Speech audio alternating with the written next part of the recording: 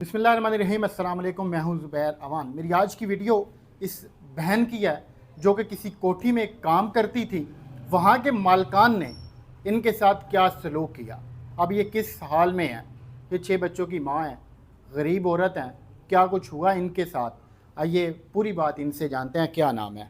सुमेरा। सुमेरा, क्या हुआ आपके साथ? काम करती हूँ 2-3 घरों में। तो मुझे जो 2-3 घर थे, मुझे उसमें यानी कि सैलरी कुछ कम मिल रही थी। तो ये जो जिन्होंने मेरे ऊपर इल्ज़ामात लगाए गए हैं, इनके घर में मुझे किसी ने बताया था अच्छी सैलरी देंगे, लोग अच्छे हैं, तो आप काम पकड़ लें। मैं उधर गई हूँ, मैंने काम अपना देखा उधर जाके, यानी कि वहाँ पे सफाई और कपड़े धोने और इस्त्री करने का काम था, बर्तन धोने का। तो उधर मैंने काम शुरू किया अपना। तो उस टाइम उसकी सैलरी थी 17,000 रुपया। जो अनमोल लड़की थी वो भी काम करती थी वहाँ पे। तो उन्होंने जो थी ना, उसकी शादी होनी थी अनमोल की। तो उन्होंने मुझे कहा कि तुम्हारा सारा काम तुमने करना है, हम गरीब हैं। मैंने कहा चंद पैसे ज़्यादा मिल रहे हैं। मैंने एक घर छोड़ के मैंने 2 घरों का काम शुरू कर दिया अपना। जो मेरे पुराने घर वाले थे वो मुझे लेट हो जाती थी, वो पता करने के लिए आते थे। तो हमारी बाजी आयशा कहती है कि ये तुम्हारा यहाँ पता करने ना आए, हम तुम्हारी मज़ीद सैलरी बढ़ा देंगे, लेकिन दरवाजे पे आपका पूछने कोई ना आए। मैंने वो भी छोड़ के मैं एक ही घर पे काम करने लगी, हाउस नंबर 26 पे। 18,000 उन्होंने मेरी सैलरी काट दी थी। इसी तरह मैं काम के मामूली काम करते करते मुझे 8 से 10 दिन हुए थे काम करते हुए। जो पहली मेट्स थी वो वापस आ गई है। उन्होंने बोला मैंने अभी मेरी शादी नहीं हो रही है, चौथे महीने मेरी शादी होगी, मैंने अपना काम पकड़ना है। मैंने बाजी से बोला, मैं कहा बाजी ये कह रही है कि मैंने काम करना है, तो उसने यही बोला है कि चले ठीक है, आधा काम आप ले लें, आधा वो ले लेंगी। इसी दौरान आधे आधे हमारे पैसे हो गए, 9,000 मेरे, 9,000 उसके। तो हम काम शुरू करते रहे। काम करने के दौरान दौरान मैंने काफ़ी कुछ उनके घर में ऐसी चीज़ें देखी थी। तो उनका जो बेटा एहतिशाम है, उनके रूम से मुझे सिरिंजें मिलती थी, 2 से 3 बार मिली है, मैंने नहीं बताया। जब मुझे मज़ीद और मिली हैं तो मैंने बाजी से कहा इस बारे में कि बाजी आपके रूम से, एहतिशाम के रूम से सिरिंजें मिलती हैं। तो उन्होंने मुझे कहा सुमेरा तुम अपना काम से काम रखें। इसी तरह मैंने वो जो अनमोल लड़की थी उनका और उसके बेटे का कुछ ऐसा रिलेशन दोनों में देखा है मैंने।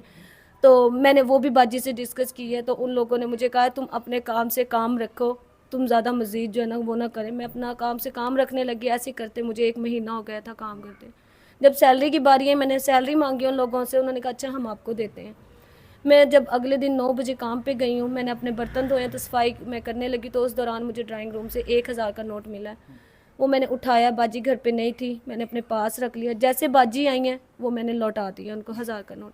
उस दौरान उन्होंने मेरी वीडियो बना ली है। वीडियो बना के उनके मैंने कहा बाजी मैं जा रही हूँ। उन्होंने कहा अब भी ठहरें, अब भी जाना। जब नवीद आए हैं आयशा का शौहर, तो उन्होंने आके मुझे कहा, आते उन्होंने मुझे कहा तुमने चोरी की है। मैंने कहा भाई मैंने चोरी नहीं की है। कहता ये देखो आपकी वीडियो। मैंने कहा मैंने 1,000 रुपया उठाया जो कि मैंने लौटा दिया आप लोगों का, मैंने चोरी नहीं की है। उन्होंने फ़ौरन मुझे कहा तुमने 10 तोला आपने सोना चोरी की है। उन्होंने कहा तुमने सोना चोरी किया। मैंने कहा मैंने ऐसी कोई चोरी नहीं की है। मैंने कहा मैंने नहीं चोरी की है। लेकिन उन्होंने मेरी बात नहीं सुनी है। तो उन्होंने मेरे मुंह पे नवीद ने चपेड़ मारी है कि आपने चोरी की, आप मानो। मैंने कहा मैंने चोरी नहीं की है। इसी तरह उन्होंने कहा ये ऐसे नहीं मानेगी, अनमोल और आयशा इसके हाथ पकड़ो, मैं मनवा लूँगा इससे। उन लोगों ने मेरे हाथ पकड़े हैं, मुझे ज़मीन पे लिटा के उन्होंने जो नवीद के हाथ में जोर से लगा, डंडा लगा, जुतियाँ लगी, चपेड़े मारी हैं, करंट लगाए गए हैं मुझे। उन्होंने मेरे ऊपर 2 से 6 बजे तक मेरे ऊपर तशद्दुद करते रहे, टॉर्चर करते रहेंगे, तुम्हें किसी काबिल नहीं छोड़ेंगे, किसी सोसाइटी में तुम काम नहीं करोगी, तुम मान जाओ कि सोना तुमने चोरी किया। मैंने कहा मैंने नहीं किया। 6 बजे से लेके मुझे उन्होंने 15 पे कोई कॉल की, पुलिस वाले आए हैं, उन लोगों ने मेरे कहा है कि तुम मान जाओ, तुम यहीं की यहीं बच जाओगी, मान जाओ तुम। मैंने कहा मैंने चोरी नहीं की है। उन्होंने कहा इसे ले जाओ। अनमोल लड़की और हम सब थाने चले गए हैं, सदर थाने जाने में। उधर हमारी तफ्तीश शुरू हुई है।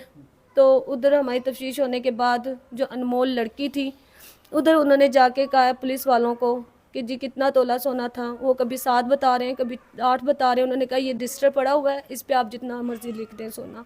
उन्होंने उधर जाके 10 तोला सोना लिखा है।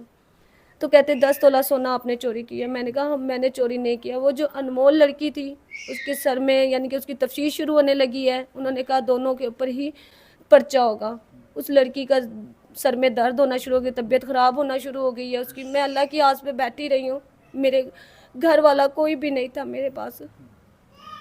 तो मेरी तफ्तीश शुरू हो गई है। उस दौरान उस लड़की ने गोली मंगाई है, नवीद भाई और आयशा से। उन्होंने गोली मंगा के जब उसने वो गोली खाई, उसके हाथ पांव डींगे हो गए हैं और उसको उल्टियाँ शुरू हो गई हैं। उन्होंने कहा ये 4 साल से हमारे घर में काम करती है, हमें इस पर यकीन है। तो ये 1 महीने से काम कर रही थी, सोना इसी ने चोरी की है, हमारी मुजरम यही है। इसी तरह फिर मेरी जो फैमिली थी वो 3 बजे से फ़ोन करना, क्योंकि 3 बजे मेरी छुट्टी होती, 3 बजे से लेके रात 12 बजे तक वो कॉल करते रहे। मेरे बच्चे करते रहे कि मम्मा नहीं आई है, मेरी बीवी नहीं आई। उन लोगों ने कहा है कि मम्मा तुम्हारी बाज़ार गई है मेरी मम्मा के साथ शॉपिंग करने। जब 1 का टाइम उन लोगों ने फ़ोन करके कहा तुम अपना शनाख्ती कार्ड, घर के स्टाम्प ये सब लेके थाने पहुँचो। पुलिस वालों ने नहीं, मदई ने किया है, नवीद ने। जब ये लोग वहाँ पहुँचे हैं, वहाँ जाके उनको कागज़ दिए हैं, वहाँ पुलिस वालों ने जो अपना लिखना था वो लिख के हम लोगों को घर भेज दिया उन्होंने। जब हम लोग आप ये देखें कि सिर्फ 18,000 रुपये जो कि इनकी तनख्वाह थी, जो कि इस बहन का हक बनता था, उन जालमों ने वो खाने के लिए बजाय कि इसको इसका हक देते, बदले में उन्होंने क्या साजिश बनाई और इनके साथ क्या का कुछ जुल्म वो करते रहे। उसके बाद फिर जब हम घर आ गए, 3 दिन तक हमारी तफ्तीश होती रही उधर। 3 दिन बाद उन्होंने हमें कहा है कि आप इधर से फारग हैं, आपके ऊपर कोई केस नहीं है। हम घर आ गए हैं, तो मैं कोई काम अभी तक नहीं करती हूँ। तो जब हम घर आए हैं, घर आके तो 15 दिन बाद फिर हमें CIA से कॉल आती है, सर तारक की। तो उन्होंने कहा तुम इधर पेश हो जाओ। मेरा मुंह बोला भाई, वो भाई मेरे, मैं और मेरे शौहर हम गए हैं उधर। जुम्मे का दिन था, 3 बजे गए। उधर जाते तफ्तीश शुरू हो गई है। तफ्तीश होने के बाद पहले तफ्तीश में मेरे भाई को उन्होंने तशद्दुद का निशाना बनाया गया, उसको नंगा करके उसके ऊपर डंडे, चित्तर, करंट वगैरह लगाए गए कि तुम मानो तुम्हारी आपी ने चोरी की है। उन्होंने बोला हमने चोरी नहीं की है, मेरी आपी ने चोरी नहीं की है। उसके बाद फिर हफ्ते वाले दिन मुझे बुलाया उन्होंने। मुझे बुलाने के बाद उन्होंने 3 बजे बुलाया, 6 बजे तक मेरे शौहर मेरे पास थे। 6 बजे के बाद मेरे शौहर को घर भेज दिया गया। उसके बाद फिर उन लोगों ने मुझे 5 थे ऑफिसर, उन्होंने मेरे ऊपर तशद्दुद करना शुरू करा। कांस्टेबल साथ में खड़ी हुई थी, उन्होंने मुझे हाथ नहीं लगाया।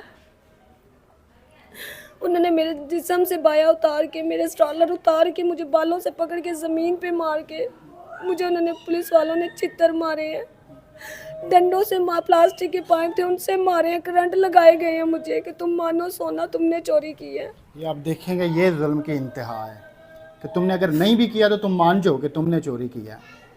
तो वो 62 लोग थे जिन्होंने ये सारा कुछ करवाया आपके साथ? नहीं, वो भी उधर के अस्करी 9 के किराएदार हैं और सेलमैनी का काम करते हैं वो। जो इनसे तफ्तीश हुई है, अगर इसी तरह की सेम उनसे तफ्तीश की जाए तो वो मान जाएंगे कि उन्होंने बेगुनाह इस बहन के साथ जुल्म करवाया। अब आप क्या चाहती हैं? मुझे इंसाफ चाहिए। उन लोगों ने मुझे धमकी लगाई है, पुलिस वालों ने भी धमकी लगाई है। हम गरीब लोग हैं, 6 बच्चों की माँ, मोहताज मेरे शौहर हैं। उन्होंने कहा तुमने अगर कोई भी ऐसी हरकत की है हम तुम्हारे 10 से 20 तोला तुम्हारे ऊपर डाल देंगे। तुमने कुछ ऐसा नहीं, हम चुप करके बैठे रहे हैं। ये अगर गुनाहगार होती या ये अगर चोर होती, आप यकीन कीजिए कि ये इस तरह मीडिया के ऊपर कभी भी इंसाफ की अपील करने ना आती। तो अल्लाह करे कि इनको इंसाफ मिले। हमारे जो पुलिस के आला अफसरान हैं, हमारी उनसे ये अपील है, हमारी उनसे ये दरख्वास्त है कि इस बहन को इंसाफ दिया जाए, मेरिट पे तफ्तीश की जाए। अगर ये गुनहगार हैं फिर इन्हें सज़ा मिलनी चाहिए। अगर इनके साथ जुल्म हुआ है तो फिर ये जो कोठी वाले हैं जिन्होंने ये सारा कुछ किया उनको सज़ा मिलनी चाहिए। तो इंशाअल्लाह हमें ये उम्मीद है कि इन्हें ज़रूर इंसाफ मिलेगा। अल्लाह पाक आपके हमारे हम सब के हाल पे रहम फरमाए। अल्लाह।